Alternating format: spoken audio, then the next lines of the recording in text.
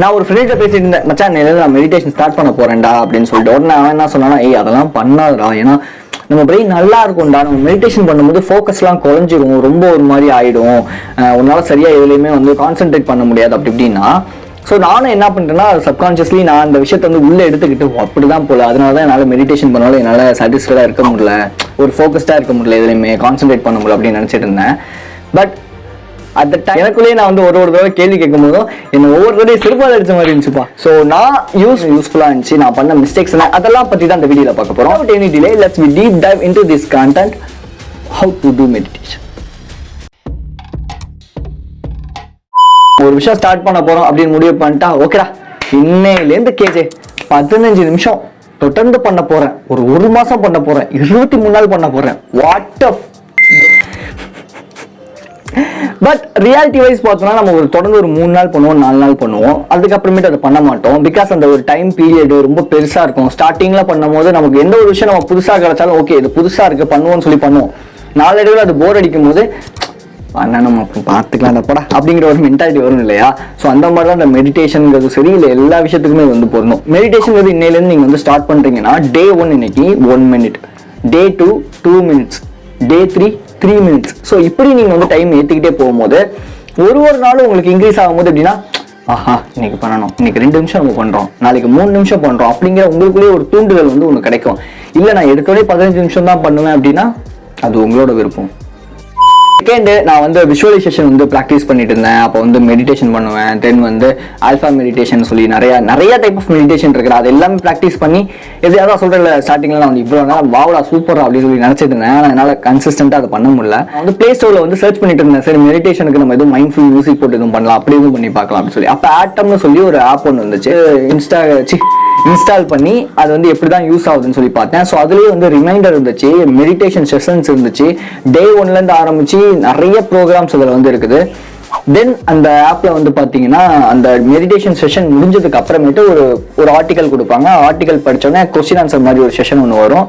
அதுலேருந்து நம்ம வந்து அந்த ஆன்சர்லாம் கரெக்டாக பண்ணும்போது நமக்கு வந்து காயின்ஸ் கிடைக்கும். ஸோ அது நமக்கு டோபமைன் ரிலீஸ் பண்ணி வாவ் சூப்பர்ல அப்படிங்கிற அந்த ஒரு விஷயம் நமக்கு வந்து கிரியேட் ஆகுது. ஸோ இந்த ஆப் ரொம்ப எனக்கு யூஸ்ஃபுல்லாக இருந்துச்சு. நான் உங்களுக்கு அந்த லிங்க் வந்து கீழே உங்களுக்கு டிஸ்கிரிப்ஷனில் கொடுக்குறேன். ஸோ நீங்களும் இன்ஸ்டால் பண்ணி யூஸ் பண்ணி பாருங்க.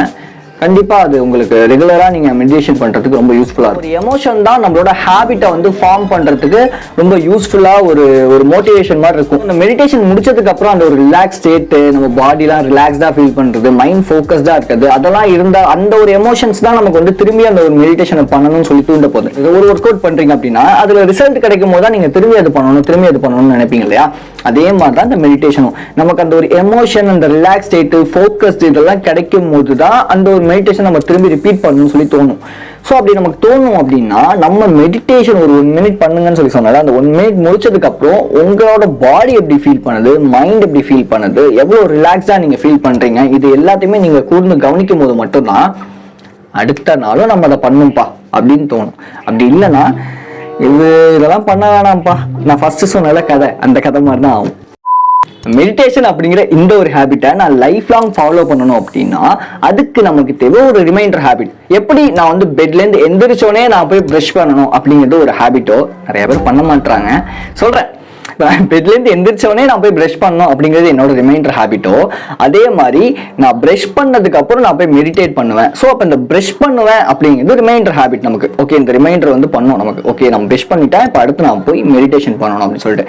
இது ப்ரஷ் பண்றது மட்டும்தான் நம்மளோட ரிமைண்டர் ஹேபிட்டா நம்ம வச்சுக்கணுமா? தேவை கிடையாது. ஓகே நீங்க என்ன ஹேபிட்டா வேணா இருக்கலாம். லைக் வந்து இப்போ நான் ப்ரஷ் பண்ணிட்டேன், நான் காஃபி குடிச்சிட்டேன், தென் நான் போய் மெடிடேட் பண்றேன், இல்லை நான் ஒர்க் அவுட் முடிச்சிட்டேன், ஒரு 1 minute ஒர்க் மெடிடேட் பண்றேன். ஸோ இப்படி என்ன ஹேபிட்டை வேணாலும் நம்ம வந்து ரிமைண்டர் ஹேபிட்டா செட் பண்ணிட்டோம் அப்படின்னா அந்த மெடிடேஷன் அப்படிங்கிறது ஓகே இதை முடிச்சோடனே நம்ம அதை பண்ணணும் அப்படிங்கிறதான் வந்து நம்ம மைண்ட்ல ஃபர்ஸ்ட். லாஸ்ட் அண்ட் ஃபைனல் இதுதான் நான் வந்து ரொம்ப ஃபாலோ பண்ணிட்டு இருக்க விஷயமும் எனக்கு ரொம்ப பிடிச்ச விஷயமும். ஏன்னா மெடிடேஷன் அப்படிங்கிறத நான் வந்து ஒரு பெரிய ஒரு எனக்கு சக்தி கிடைக்க போகுது, பவர் கிடைக்க போகுது. என்னடா இப்படிலாம் வாவுடா அப்படிங்கிற மாதிரி விஷயமா நான் பார்க்காம ஜஸ்ட் என்ன நான் ரிலாக்ஸ் பண்ணிக்கிறதுக்கான ஒரு விஷயம்.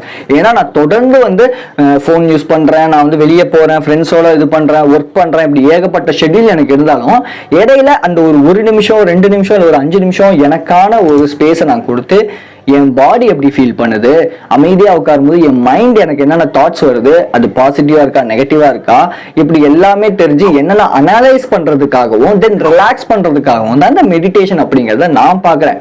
உங்களுக்கு நான் சஜஸ்ட் பண்ணுறதும் இதுதான். ஜஸ்ட் நீங்கள் வந்து தொடர்ந்து ஏதோ ஒரு ஒர்க் பண்ணிகிட்டே இருக்கீங்க, தொடர்ந்து நீங்கள் வந்து வெளியே போகிறீங்க, இங்கே போகிறீங்க, ஃபோன் யூஸ் பண்ணுறீங்க, என்னென்னமோ கண்டென்ட்ஸை உள்ளுக்குள்ளே வந்து போடுறீங்க. ஸோ இப்படி இருக்கும்போது பிரெயின் எவ்வளோ டயர்டாகும், நம்ம பாடி எவ்வளோ டயர்டாகும். ஓகே, பிரெயின் டயர்டாச்சுன்னா ஆட்டோமேட்டிக்காக பாடி டயர்டாக ஆரம்பிச்சிடும். நீங்கள் வந்து எனக்கு வந்து ஃபோக்கஸ் அதிகமாக இருக்கும், எல்லாம் கிடைக்கும் தான், பட் இருந்தாலும் எனக்கு சூப்பர் பவர்ஸ் கிடைக்கும், இது கிடைக்கும், அது கிடைக்கும் தான் யோசிக்கலாம். ஜஸ்ட் என்ன நான் ரிலாக்ஸ் பண்ணிக்கிறதுக்காக, என் கூட என்ன நான் பற்றி தெரிஞ்சுக்கணுங்கிறதுக்காக அந்த ஒரு நிமிஷம் அந்த ஒரு மெடிடேஷன் நான் பண்ணுறேன். இப்படிங்கிறத ஃபிக்ஸ் பண்ணிட்டு நீங்க பண்ணும்போது நீ தான்டா பெரியாது, உன்னாலதான் எல்லாம் பண்ண முடியும், அவ்வளவுதான்டா, ஜெயிஸ்டா, மெடிடேஷன் நீ தொடர்ந்து பண்ணுவடா அப்படின்னு மோட்டிவேட் பண்ணலாம். இல்ல, கண்டிப்பா உங்களால மெடிடேஷன் அப்படிங்கிறத லைஃப்ல ஒரு பார்ட்டா உங்களால இப்ப எப்படி பிரஷ் பண்ணதுக்கு அப்புறம் நான் இதுதான் பண்ணணும்னு ஒரு விஷயம் இருக்குல்ல, அந்த மாதிரி ஒரு பார்ட்டா இந்த மெடிடேஷன் உதவும் தான் அமைஞ்சிடும். இன்ஸ்டாகிராம்ல ஃபாலோ பண்ணாதவங்க ஃபாலோ பண்ணிக்கோங்க, லிங்க் கீழே கொடுக்குறேன். ஸ்பாட்டிஃபைல ஃபாலோ பண்ணாதவங்க ஃபாலோ பண்ணிக்கோங்க, அதுவும் லிங்க் கீழே கொடுக்குறேன். ஸோ இன்னும் லா ஆஃப் அட்ராக்ஷன் பத்தி நிறைய விஷயங்கள் நம்ம பேசிட்டு இருக்கோம். செல்ஃப் டெவலப்மெண்ட், பர்சனல் டெவலப்மெண்ட், இது எல்லாமே நம்ம வந்து பேசிட்டு இருக்கோம். ஃபினான்ஷியல் வைஸா எல்லாமே.